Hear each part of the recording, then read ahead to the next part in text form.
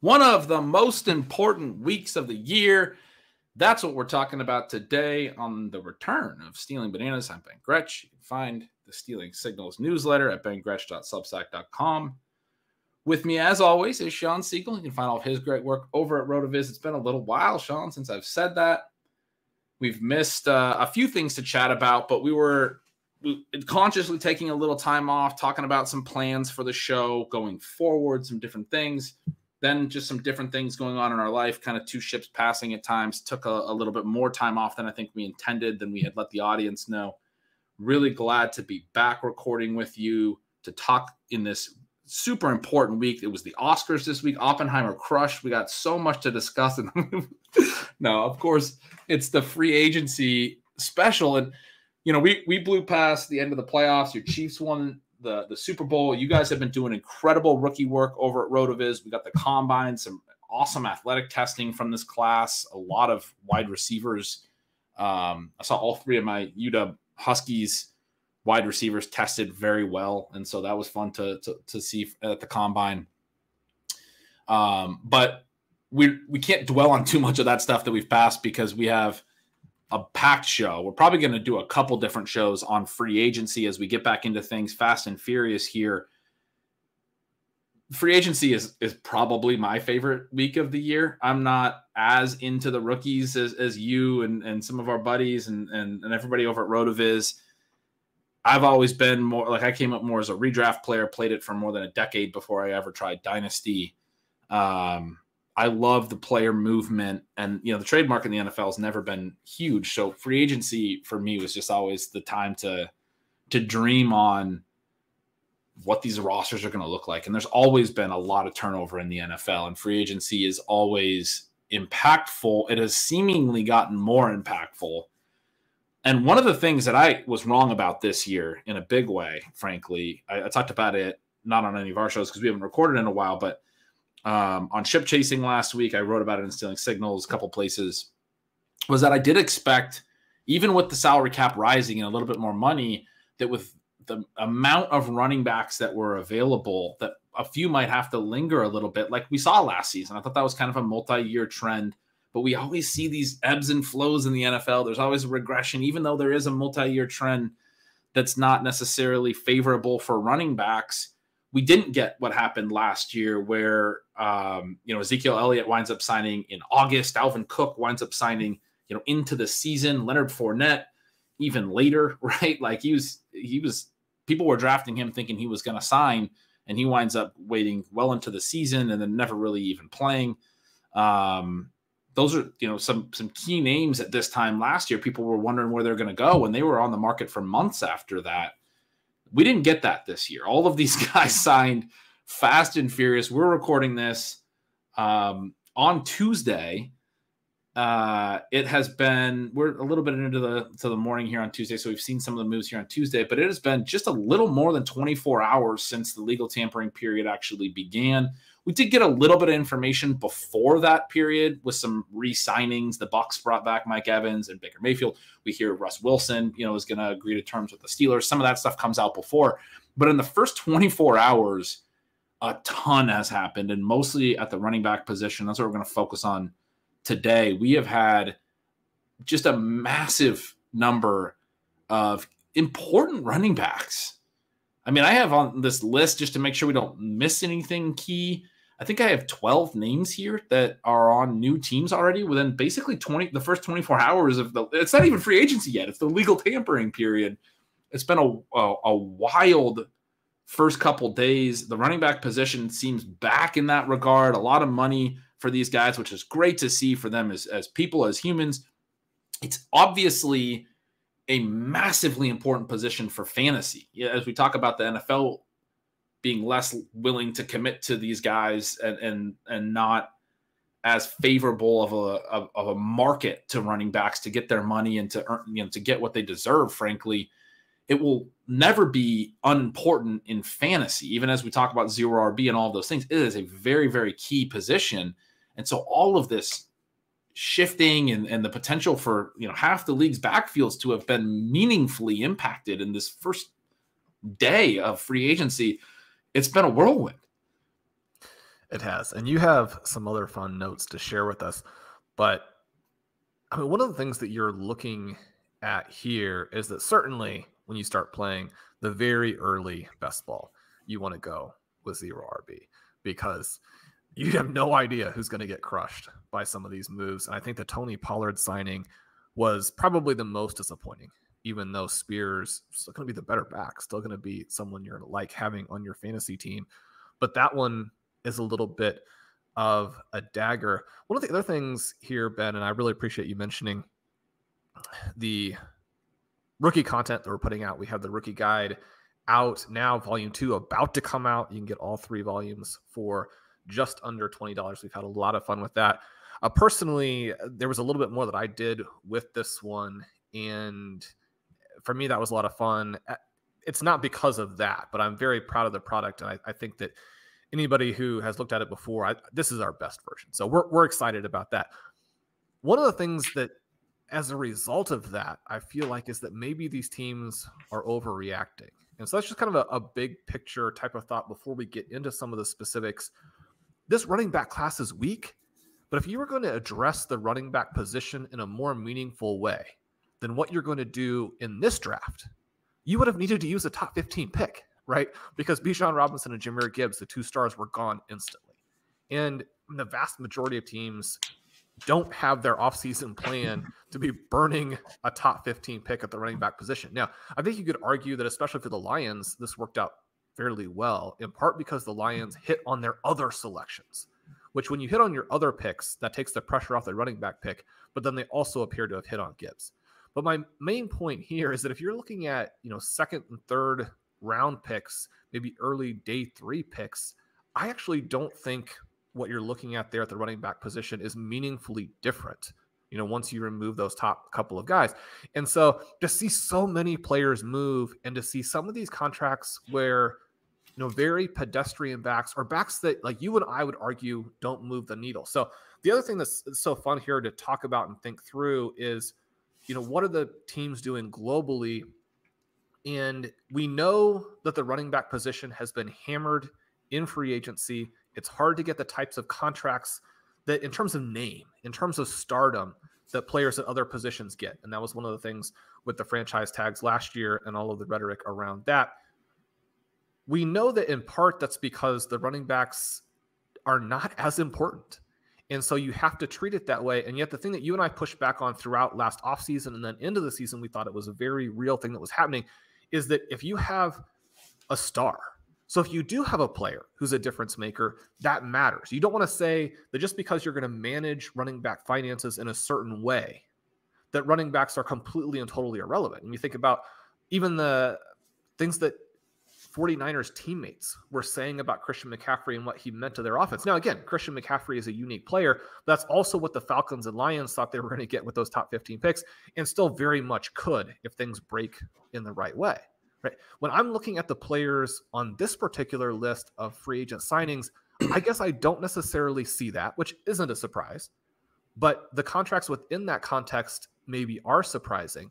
And then the other thing, these guys are doing better. It's great to see that. It's still not as good a contract as you can get if you're a solid blocking tight end. Yeah, that's unfortunately true, but it is true. There's a lot of money getting thrown out to a lot of different players because the cap went up by a lot more than teams were expecting. And for anyone who missed that note, that was a really interesting note just a few weeks back where they announced the cap for 2024, and it was substantially higher. I believe it was about $10 to $12 million higher than the rough number that most teams were working off of, as was sort of reported from like the Adam Schefters of the world. I don't remember the exact numbers or the exact framing or the exact quote, but I believe Schefter said something like that. This is more than, or maybe it was Rappaport or whoever, this is X amount of dollars more than the number that teams were working off of. And that number got validated in another place. And it was like, okay, well, I mean, most NFL organizations must have expected this number, and instead it's this other number that is meaningfully higher, 10, 12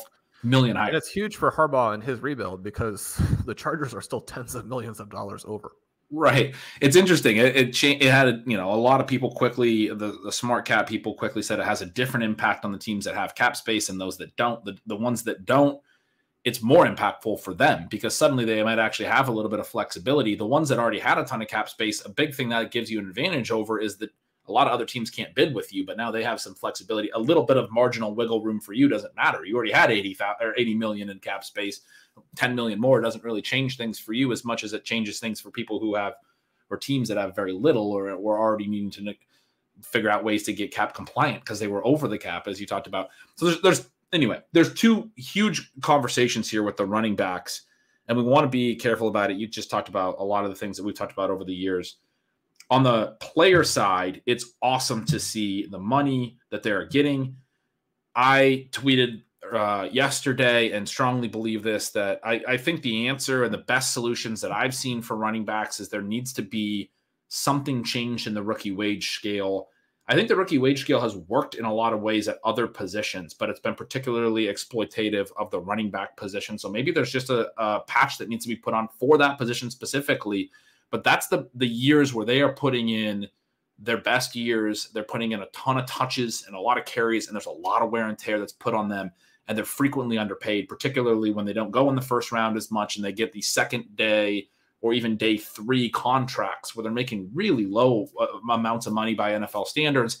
And then if they can't get that second contract when the rookie contract is done, it's problematic. And a lot of times they're very impactful for those 4 rookie seasons, but they don't actually get to realize that in earnings at that point. And then when they hit free agency, the team can just move on to the next rookie. And so this is not ideal for the actual player. And you love to see that the increase in the cap did impact the running back position. I think that's very clear.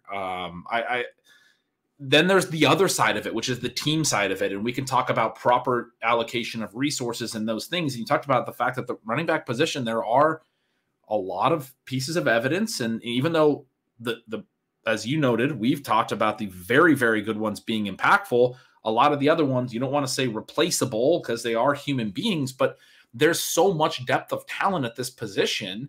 And it's not like a particularly, I don't want to say it's not hard, but relative to how hard it is for wide receivers to consistently create separation and get open against secondaries and things like that, it is, I think, a little bit easier for running backs to fit into systems that have good offensive lines and things like that and be productive, which leads to these trends of the non-elite running backs or that next tier down not being that much different than the replacement level or what have you.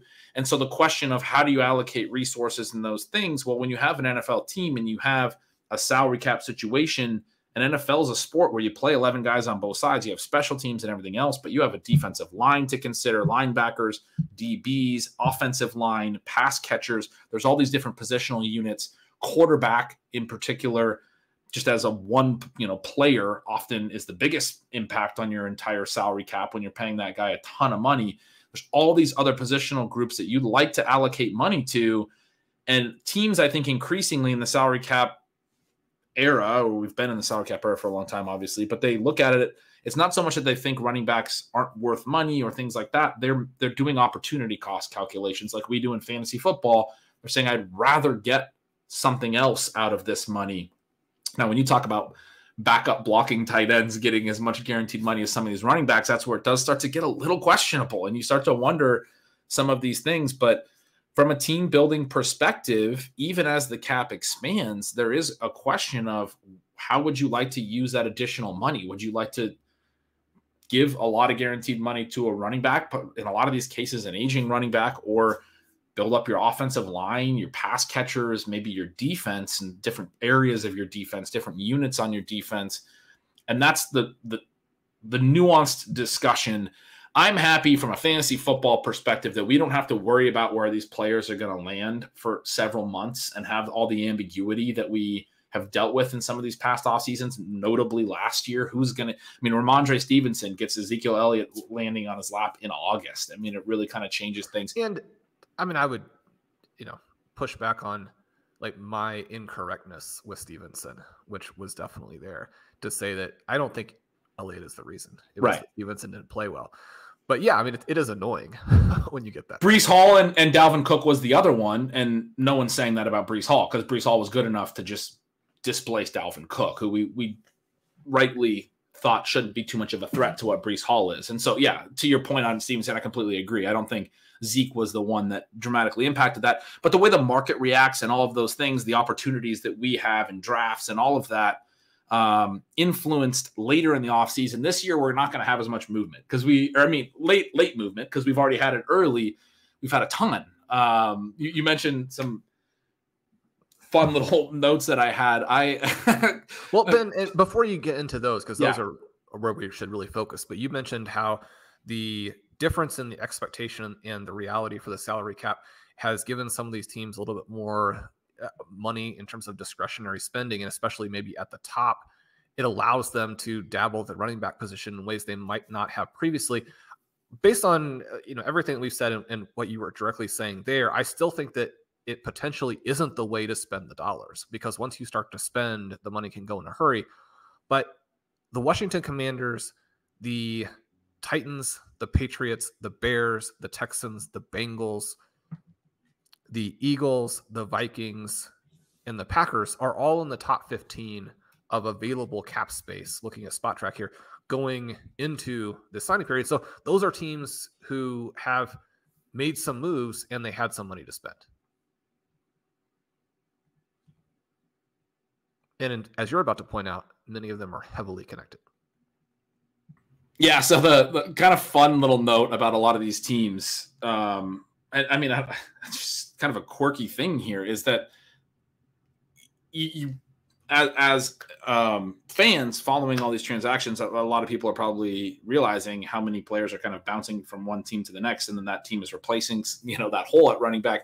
And it feels like so there's these little chains around the league that I noticed this morning as Joe Mixon landed in Houston and Derrick Henry lands in Baltimore. We now have these 5 running back chains, 2 different 5 running back chains. I joked we need to connect them together. The first one is you have Zach Moss leaving Indianapolis, going to Cincinnati. At the front of the chain, you have an actual, potential major change in opportunity there, where Jonathan Taylor maybe back to a full workhorse. He had to deal with Zach Moss as he, came back last season. That's great to see. On the back end of these chains, you get a little bit more, crowded. DeAndre Swift's on the back end of this, but you have Zach Moss to Cincinnati. You have Joe Mixon to Houston. You have Singletary to the Giants. You have Saquon to Philadelphia, and you have DeAndre Swift to Chicago, which when I'm saying these chains, it's a player to a team, then that team's player, key running back from their backfield from last year going to another team, and then that team's to another team, etc. It's funny too, because if you look at these names, it's kind of like more minor name, bigger name, minor name, bigger name, back and forth a little bit, where the individual teams in a lot of cases were either saying, we want to go from a bigger name to a lesser name, like the Bengals. They move on from Joe Mixon. They bring in Zach Moss at a little bit of a lower salary. I think Chase Brown can be talked about as one of the bigger winners in all of this movement, because it looks like Moss and Brown are going to kind of be the 2 guys, and he looked really good as a day 3 rookie last year, and looks like he'll be a pretty key part of that backfield. I think there's some other backs that could have landed in Cincinnati or Mixon staying there that would have been worse for Chase Brown's sort of standalone value. So you have some teams that are moving from a bigger name to a smaller name. Giants, another one, they go from Saquon to Devin Singletary. And then you have some other teams that are going kind of upgrading what they're doing, right? The Texans, they go from Devin Singletary to Joe Mixon. I'm not sure that's a huge skill upgrade, but it is, I think, a perception upgrade. Certainly Philadelphia going to Saquon Barkley. I mean, DeAndre Swift was a notable ad, plenty of draft capital and hype around him, not just in fantasy circles, but in the NFL. They traded for him for moderate trade compensation, and yet still a pretty decent sized name. But as he leaves and Saquon Barkley comes in, and they give Saquon Barkley a pretty strong contract, the biggest contract, I think, out of any name here, it changes sort of the question in Philadelphia. So that little trend is sort of interesting, how a lot of these teams are either going from a smaller name to a bigger name or a bigger name to a smaller name. You get similar in the other 5-team train, where you have Tony Pollard leaving Dallas, and that's now wide open for opportunity. He heads to Tennessee. Derrick Henry heads to Baltimore. Gus Edwards heads to the Chargers. Austin Eckler heads from the Chargers out to Washington. And Antonio Gibson, kind of a minor deal at the end here, but he leaves Washington to make room for Eckler and heads up to New England. You also have a little smaller one, but Josh Jacobs landing in Green Bay, which leads to Aaron Jones getting cut. He lands in Minnesota, where Alexander Mattison was cut earlier. It seems A.J. Dillon's also going to be out. So Jacobs, the Packers are going to go from kind of a two-back system to, it seems like Jacobs is going to be back as a pretty clear lead back again.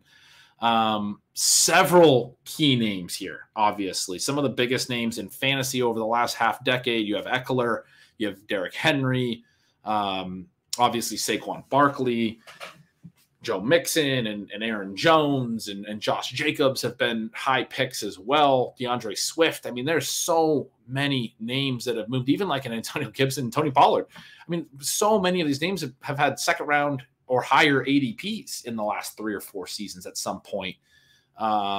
It's been a wild first day. But yeah, so many of these teams as well seeming to shift again on that second train that I was talking about. You have like Baltimore going from Gus Edwards, they're upgrading to Derrick Henry. You have Washington upgrading from Antonio Gibson to Austin Eckler. You have the Chargers sort of downgrading from Austin Eckler to Gus Edwards. You have Tennessee sort of downgrading from Derrick Henry, still, prioritizing a running back, going and getting Tony Pollard, who lands in Tyjae Spears' lap. But probably considered, I think, to most, a downgrade in terms of profile, at least. Derrick Henry at age 30, some questions about what he even has left, but in terms of name value and those types of things. So it's really interesting, I think, to see this sort of ebb and flow as different teams just pass the running backs around and either try to upgrade or downgrade. What out of all of that? I mean, that's the 12 names that I wrote down that I think are very interesting. There's going to be more movement. There's going to be rookies, as you noted. And from a team building perspective, the teams that held out to potentially go grab the rookies now look like they're going to have less competition in the draft. I mean, like if Dallas really doesn't add anyone, they might just be able to get some interesting value in the draft, right? Maybe even take a couple of running backs. A lot of these teams may not draft a high running back because they've went out and spent the money at the position. But what about these free agent shifts stands out to you, I guess, the most? I mean, there's a lot of intriguing things here, but any thoughts on, I guess, this train of players getting shifted around the league? Well, there are 2 or 3 things that stand out to me that, arguably one of them is kind of connected to one of the others, but you have the individual construction of the backfields post move, which you then are very interested in and evaluate for fantasy football purposes. Who's the better player? What is the likely volume? How would you price that? So that's kind of the one discussion. The second discussion, which I think in some ways is maybe less relevant for fantasy, but maybe more interesting, although of course it's actually very relevant for fantasy as well, is this idea of like, how good are these players? And by that, I mean, you don't see a player in this group who is both young and coming off of a dynamic year. And so when we're looking at running backs, and one of the things that, I appreciate from Blair Andrews' research on the aging curves and age trajectories is really kind of drilling down to the understanding that so much of what we're talking about is collapse.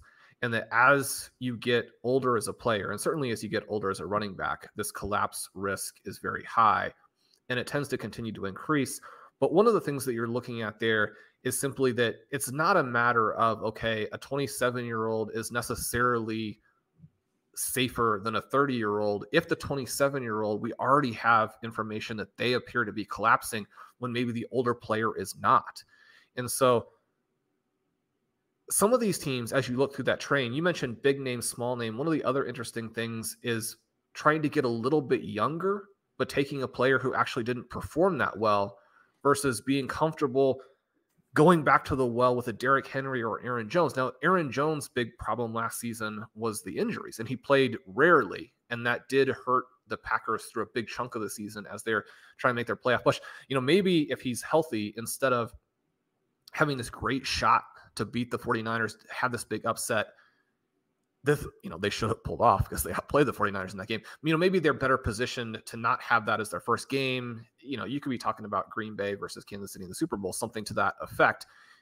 you certainly, from their perspective, can understand why they would be interested in Josh Jacobs. And yet the peripherals would tell you that he was one of the worst backs in the NFL last year, whereas Aaron Jones, again, when he did play, and then certainly the previous season as well, was one of the best backs in the NFL.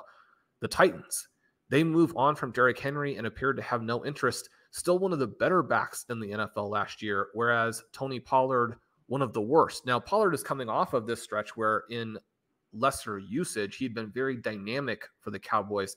But the problem that you run into with these running backs, and the problem that is so intimately connected to that salary issue, is just that a running back doesn't have to be very old at all for it to start causing problems, which is one of the reasons why when you're looking at these stars and the trajectory of the elite first round picks when they come in as 21-year-olds, it's really a trajectory of like 21 to 25.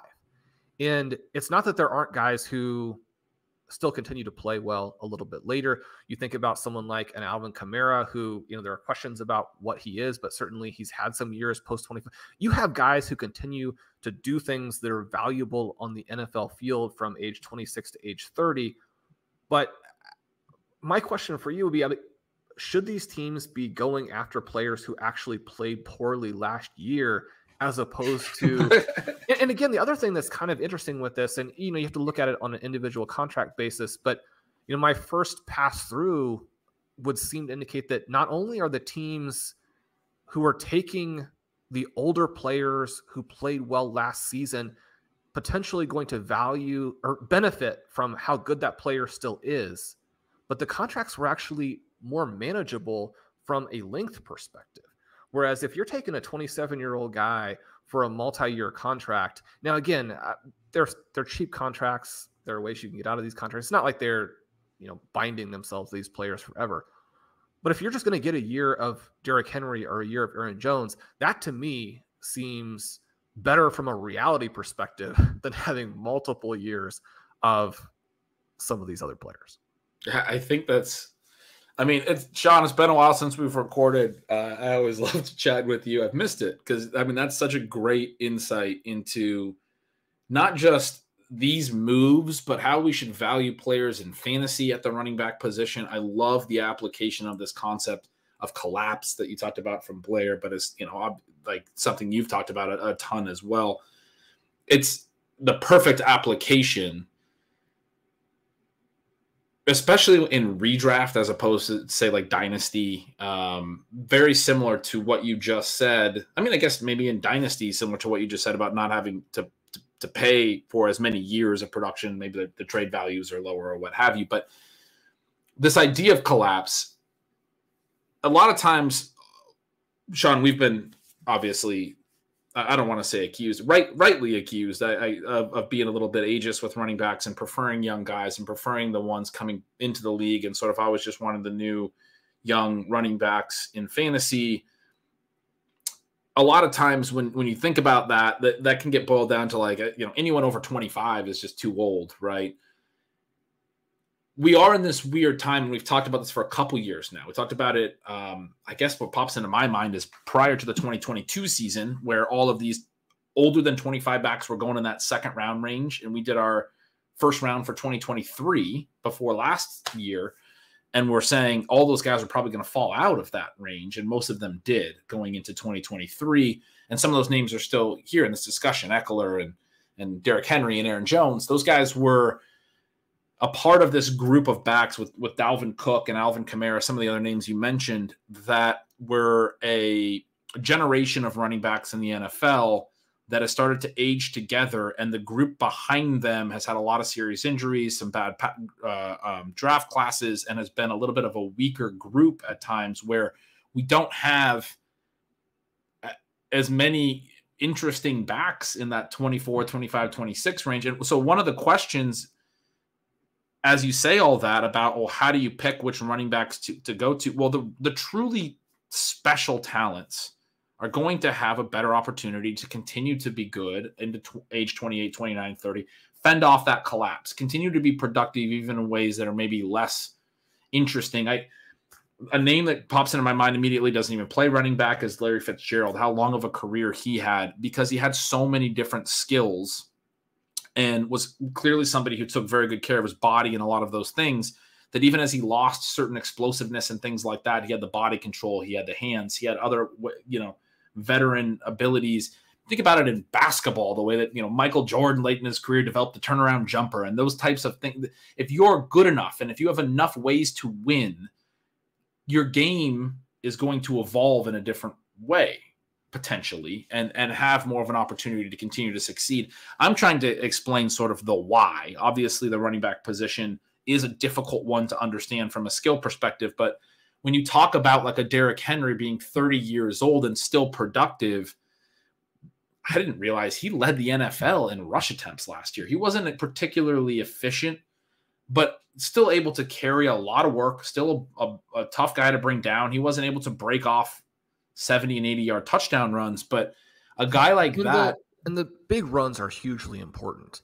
And yet you look at his stats, and some of that is going to be the offense too, because if you pull up our advanced stat explorer, for example, and you look at the guys who were like real workhorse backs, and you look at the players with 150 or more carries, I mean, he's among the league leaders in evasion rate, which that's not the only thing that matters. But people like to focus so much on how many tackles do you break, how many tackles missed do you force, how many guys do you beat, because that does give you a little bit of a sense of scheme neutral and blocking neutral. What is this guy doing? Now, you and I always like to point out that the run to daylight is still matters. You get to break those tackles or force a missed tackle and run long. It's one of the things that maybe Barkley can do despite actually having pretty terrible advanced metrics beyond that. And yet, so maybe Henry can't do some of those things, but his peripherals still really stand out as among the best in the NFL. Yeah, right. And that's what's fascinating. And he's 30. And so the difference between a Derrick Henry at 30 and what he's still able to do versus some players at 26 or 27 who were never potentially ever, and again, we've never been huge fans of Derrick Henry's specific profile for fantasy relative to the cost that we've had to pay to acquire him for a lot of seasons.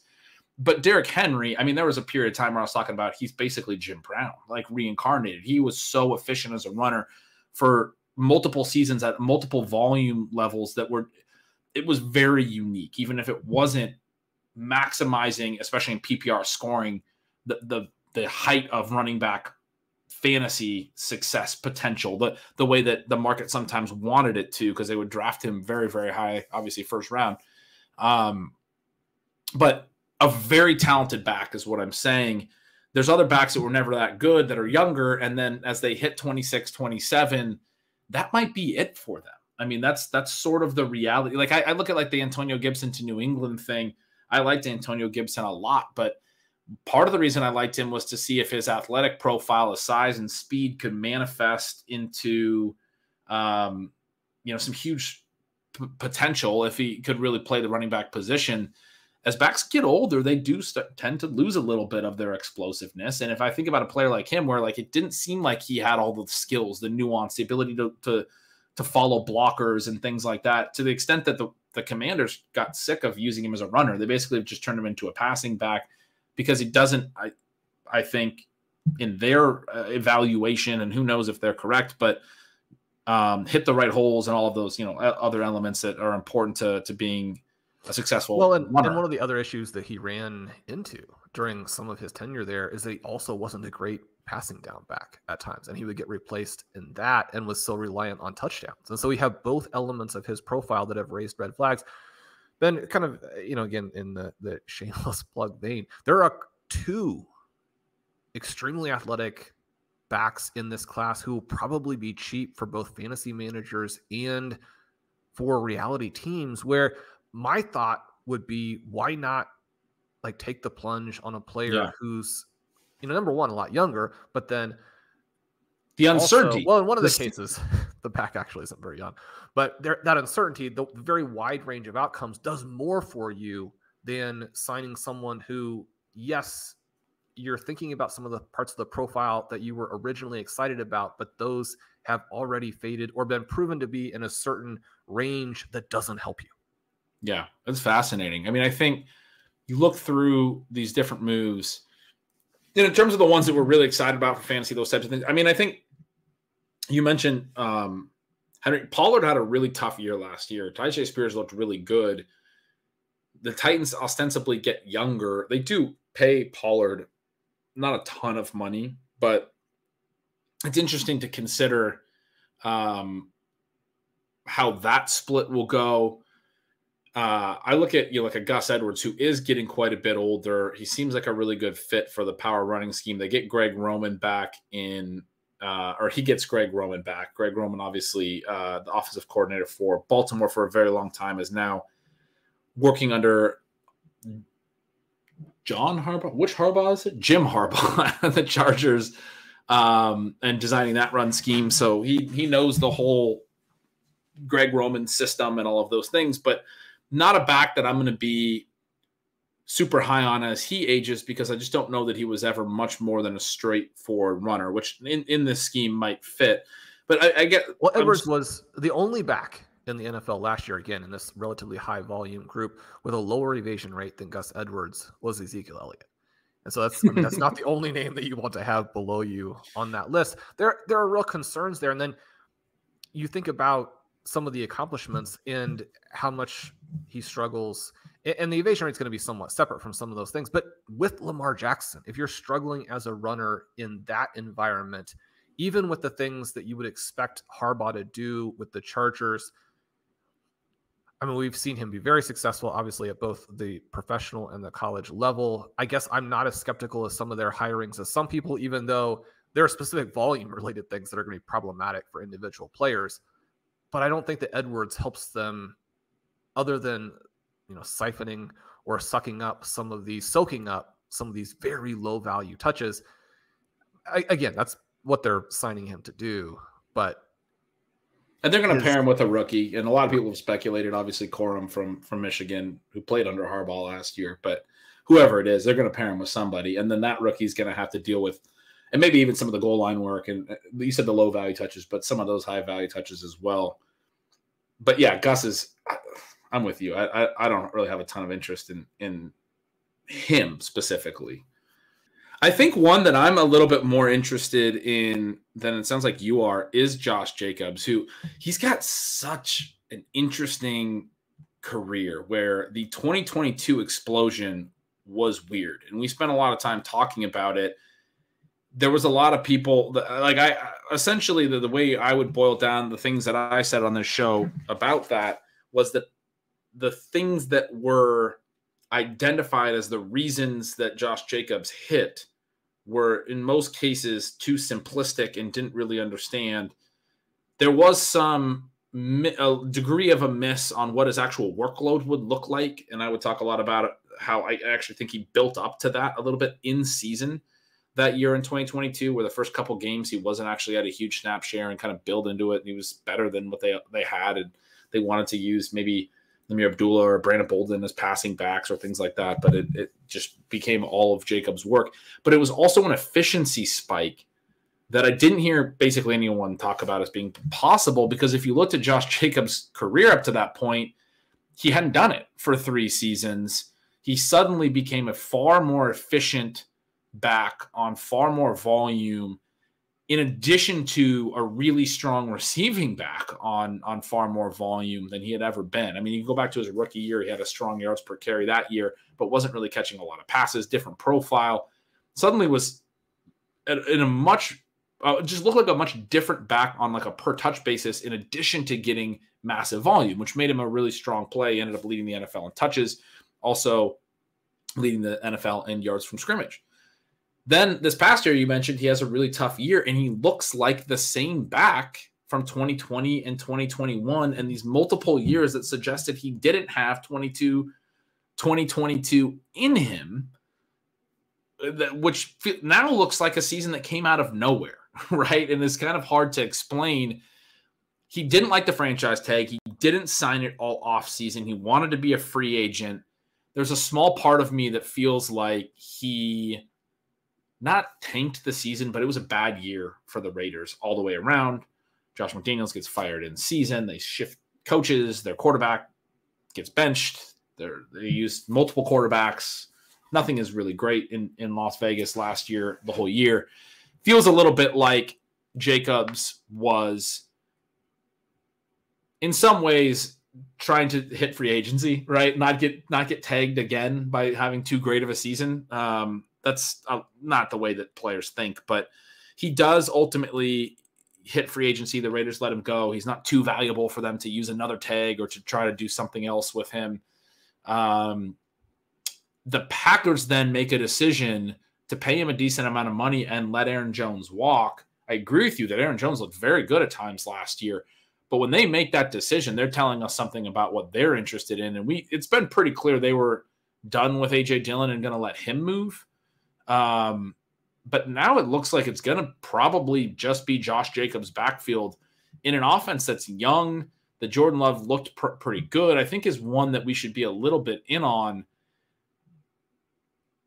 I don't think the Josh Jacobs is going to be his 2022 self again, but I do question whether he can't be better than what he was in 2023. Although it's hard because he wasn't very good in 2020 or 2021 either. I don't really know what he is, is what I'm saying. But the usage should be there, and he's shown us at least the potential for a really strong efficiency season where he put everything together. And maybe on a new team, a young team, a motivated roster. I think Matt LaFleur's a good coach, and they're going to design a good offense there. Maybe they brought him in for a reason and things kind of come together well for him. I think he's one that I'm a little bit optimistic about in a upside sense, that I think he might have more potential than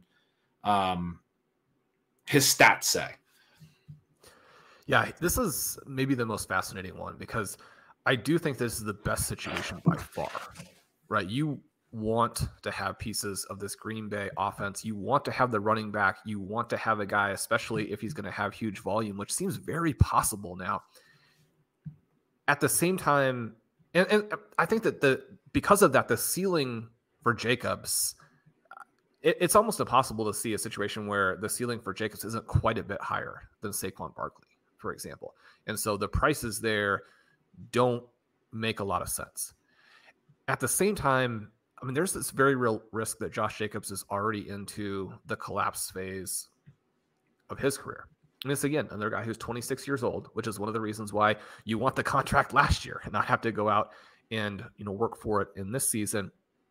He's somebody exactly like you explained, where the broken tackle numbers, the evasion numbers were always very good, and yet it didn't always translate into production because he's another one of these guys, like a David Montgomery, like a Zach Moss, like a Najee Harris, who do break tackles, and yet they don't do as much with that as you would like. And so there are going to be some seasons where that works out okay. Obviously, Zach Moss had some big flashes last year with the Colts. I mean, one of the reasons why Najee Harris was such a popular pick as the 2023 Josh Jacobs is because they did have things in their profiles that were similar. And that, Harris is probably the archetypal running back for the break a lot of tackles and don't run forward approach to being a professional running back. And Harris actually did some very positive things last year that I think would be getting more focus right now if his offense hadn't been so bad and if Jaylen Warren hadn't still been so clearly better, right? But when you look at Josh Jacobs, those positives actually did fall quite a bit last season, even though, you and I watch all the games and I'm right with you in that, to me, he looked like the same guy. But his evasion rate actually did crater. And he's also somebody who only averaged 1.2 yards before contact. And that sort of element of the profile as well is always a little bit of a concern for me because these really high broken tackle backs, if the yards before contact are always really low, then the overall yards per carry number, it can't be that high, which means they have to have a huge number of carries, always a problem in the modern NFL. The thing there that is very contextual is that obviously the Raiders' offense was terrible. And so you have reasons why he would struggle before contact. And yet when I pull up the advanced team stat explorer, one of the things that I see is that Raiders ranked 8th in run blocking points earned per snap. And I don't necessarily know what to do with that. I'm not saying, oh, he had elite blocking, you should ignore the rest of the offense. But there are some additional metrics out there in terms of what the offensive line did that make it really hard for me to look at what he managed and not think some of that is his responsibility. Definitely.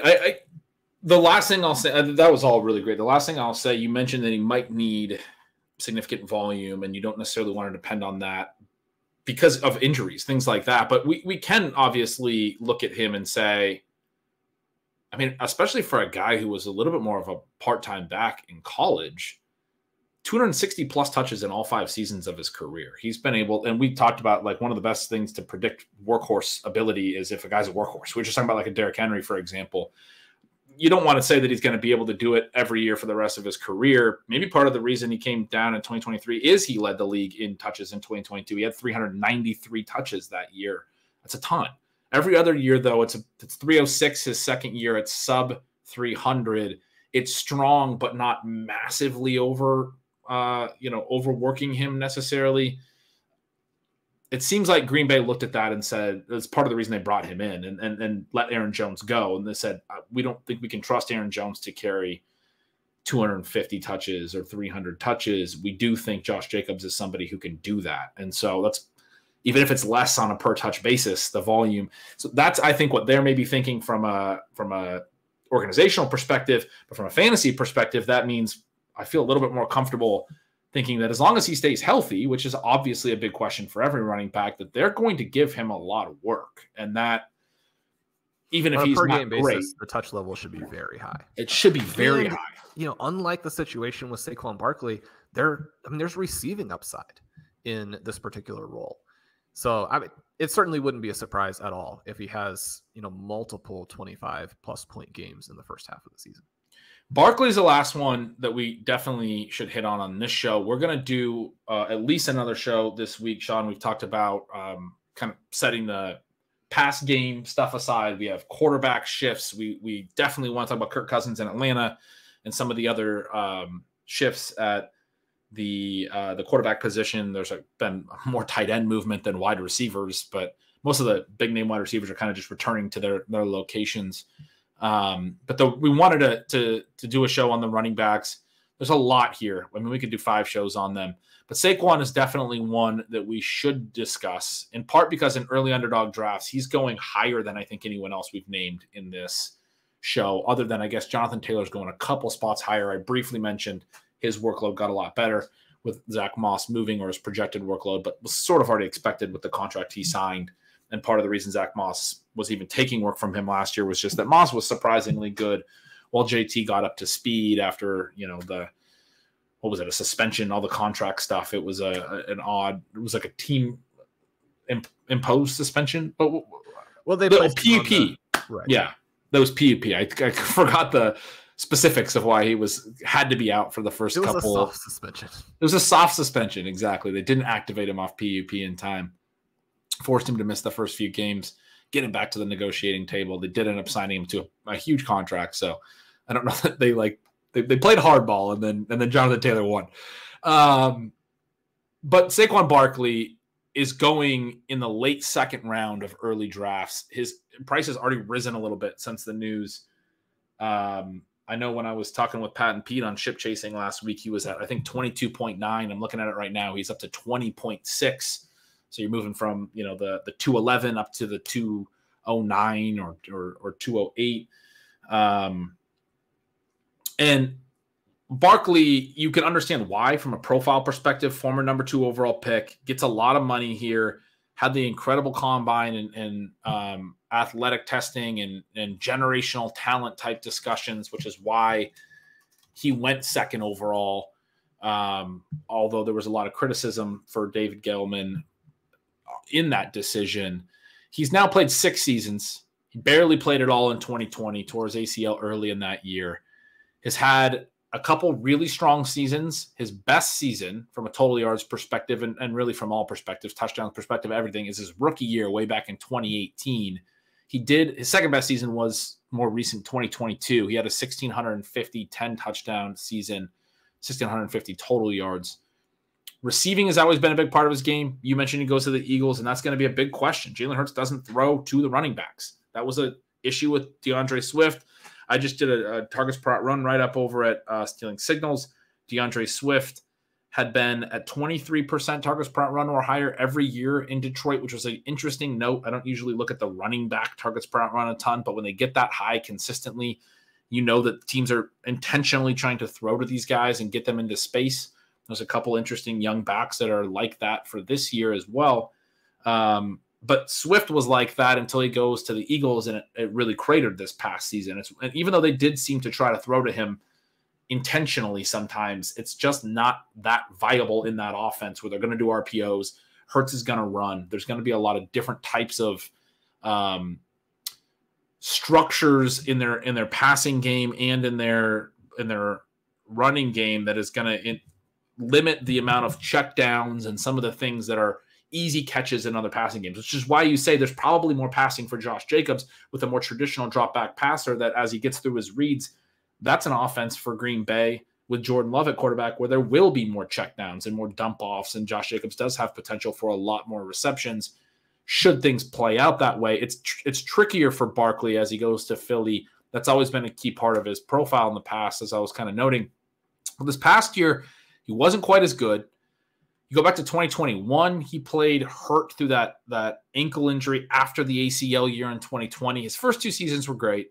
He's also undeniably been in a bad situation throughout most of this. Bad offensive line play, bad quarterback play, bad receivers. Their offense has been bad for the entirety. It's basically been what can Saquon Barkley give us for more or less the entirety of his career.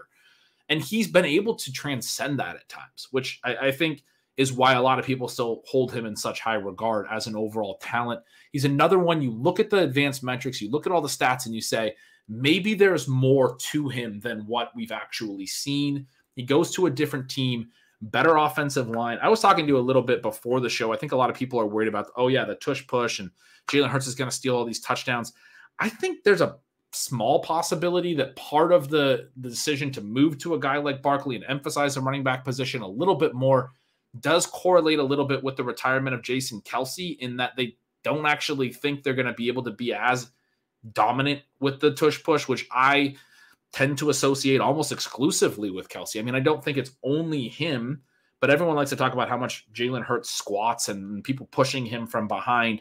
I think pretty clearly the fact that the Eagles are so much better at this than everyone else around the league is something on their interior offensive line. And most specifically and most likely, it's the center who's the one that Hurts is diving in behind. And we know this guy is a veteran and is really, really good.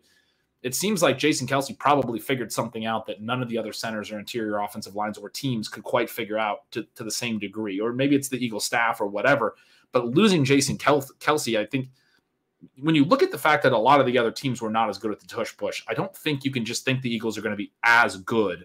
And Jalen Hurts is going to rush for 12 touchdowns again without Jason Kelce in there, which potentially means a lot more rushing touchdown production or opportunities in the green zone for Barkley than past Eagles running backs. That's a potentially interesting note. But at the same time, having said all of that, as you noted, the workload doesn't project as absolutely massive. You're going to have Jalen Hurts runs. You're going to have certainly pass volume to their great receivers and all of that. They're trying to do a little bit more of that.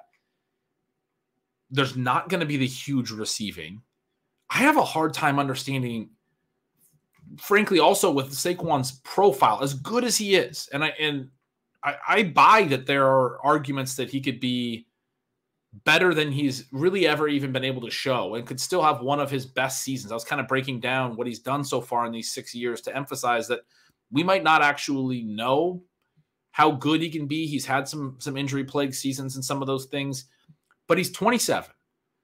He's changing teams for the first time, but he's older.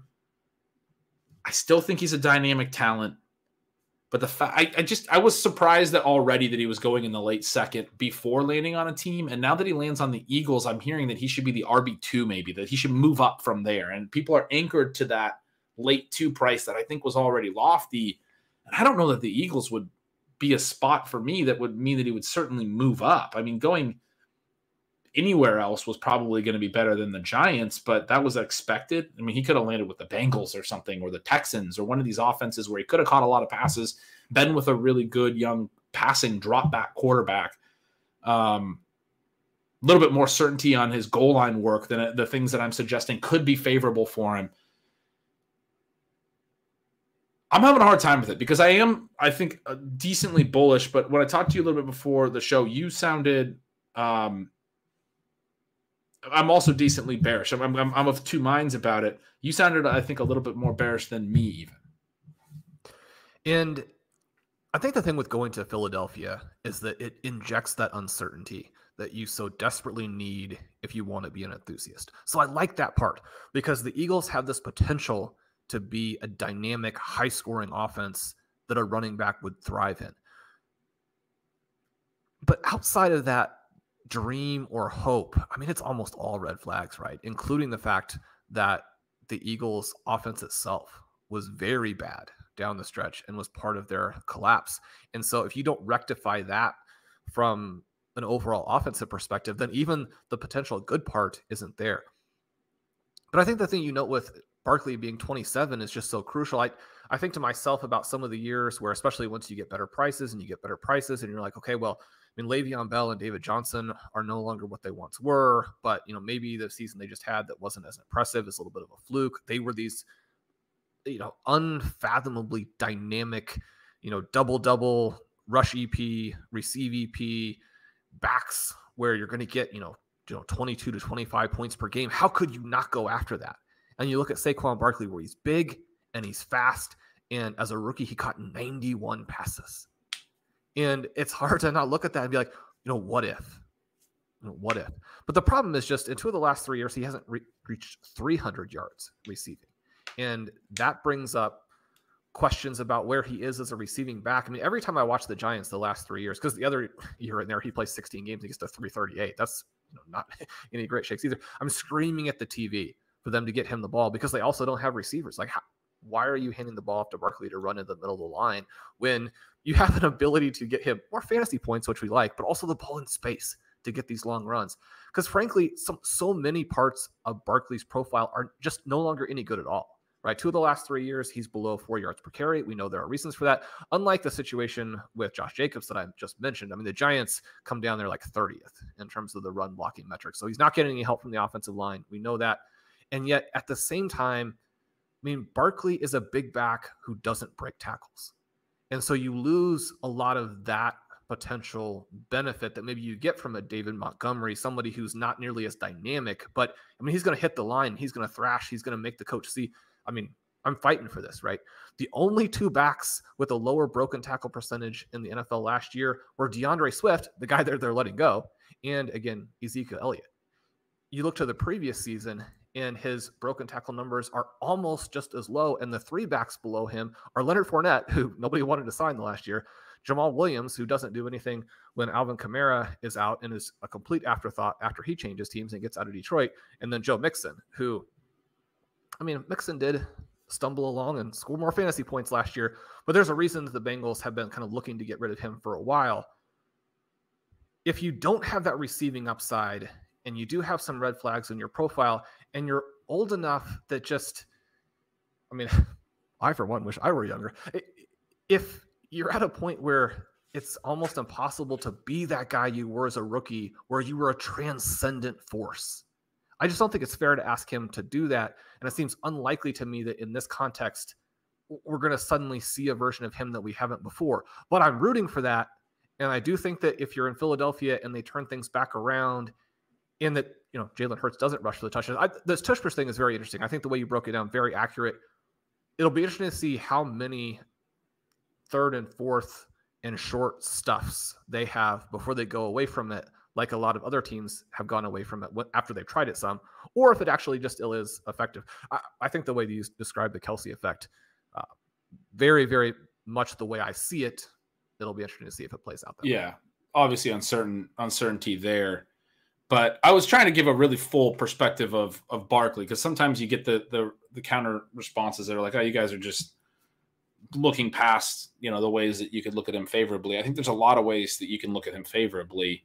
That's one of them. I mean, then there's a lot of stuff in his own personal profile as well. Having said all of it, though, I don't understand the responses that were saying he should be even more expensive. I think he was already too expensive. I mean, I already said this, but I think he was already too expensive. And I don't think leaning with the Eagles was a situation where he should have gotten more expensive, which is I saw that several times on Twitter as a response that he could be, you know, a top 3 back in ADP. And that, like, why wouldn't he go that high? And well, for a lot of the reasons we're saying, those would be our counters as to why he shouldn't go that high.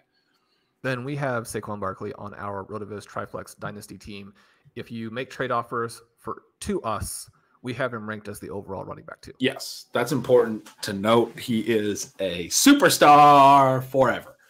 Shawn, I mean, we've hit the 1 hour mark. We might get into some more of these running back discussions on a future show, but so much has happened. It's been a blast. It's been a blast to sit and talk through some of them with you. There's still so much more fun stuff to consider here. Maybe we'll be able to talk about a few of them as we talk about some of the other movement, like what the Vikings are going to do with Sam Darnold there and Aaron Jones. And that'll be an interesting shift to their quarterback and running back backfield.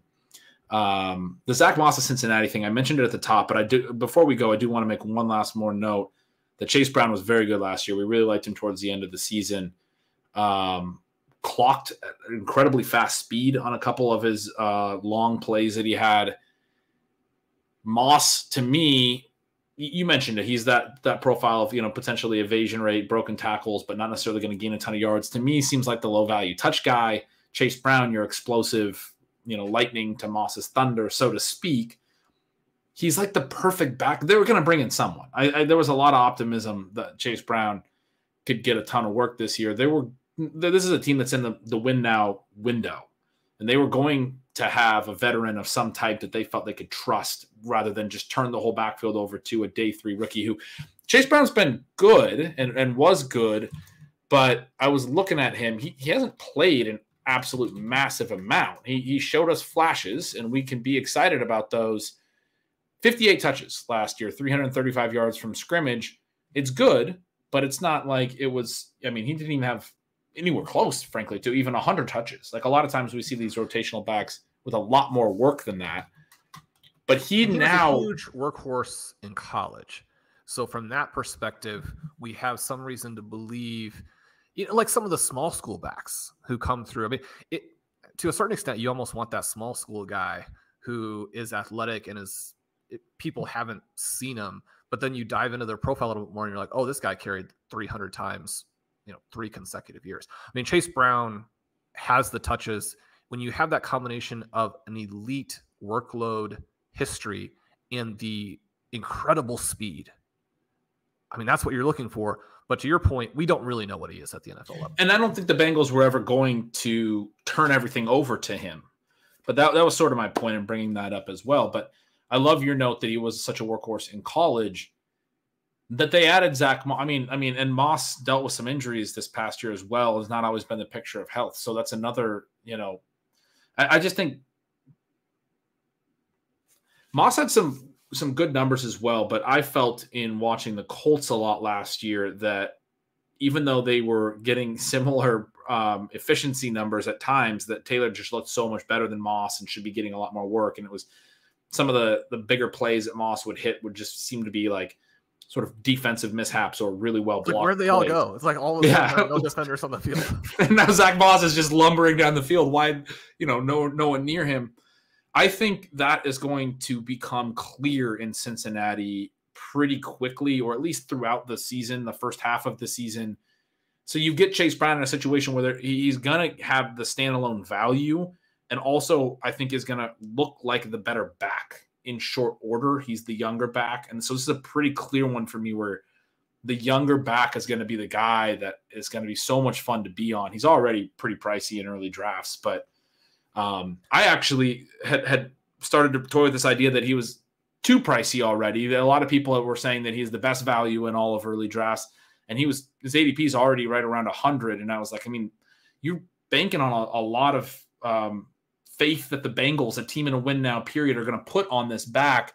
But to add Zach Moss, I think is the home run for Chase Brown's profile in a way that you have to be. I mean, he's got to be going even higher than that, and really excited. I guess my nightmare concern, if you wait through the draft and you draft somebody say late on day 2, early on day 3, and then Joe Mixon is released, then you're like, now there are 2 guys, and neither of them have a lot of experience. My concern would be that signing Zach Moss does not prevent them from drafting a guy third one. 3. That was one of my first responses too. Yeah, it's a good point. I'm sitting here talking about it like it's a done deal, and this is the set backfield. It's not August. We're 24 hours in the tampering period. Free agency hasn't even started. I mean, there could be a lot more to come there. I just think it was indicative of them wanting to go cheaper at the running back position. But you're right, they could still draft somebody, especially like a day 2 or day 3 guy, and that guy could mix in as well. And again, they didn't use Brown as much as I think as people think. For the 50 touches, what I was trying to drive home, I just pulled up Tyjae Spears, who we all know was a rotational back last year, but did some fun stuff. 152 touches. That's usually that type of back. You usually see in 150 touches, at least 100. Chase Brown was down around 50. So, I mean, it's just a little bit of, I think, an overstatement on how much the Bengals have committed to Chase Brown. And yet it is a really exciting development, I think, from the perspective of it could have been somebody else that would have gotten a lot more work and limited Brown's ability to show his own ability. I think he's going to at least mix into 30% of the snaps or what have you, or you would hope. And if he gets that opportunity, that his talent could potentially win out. Anyway, was wanting to mention him as one of the bigger winners of all of this shuffling, not to get somebody like Tony Pollard in Tennessee dropped on Tyjae Spears' head. Spears could potentially outplay Pollard in a similar way, but I think it's a different dynamic to have Tony Pollard landing on you than Zach Moss. Ben, it's been so much fun these first 24, 36 hours of the tampering period, finding out where backs are going to go.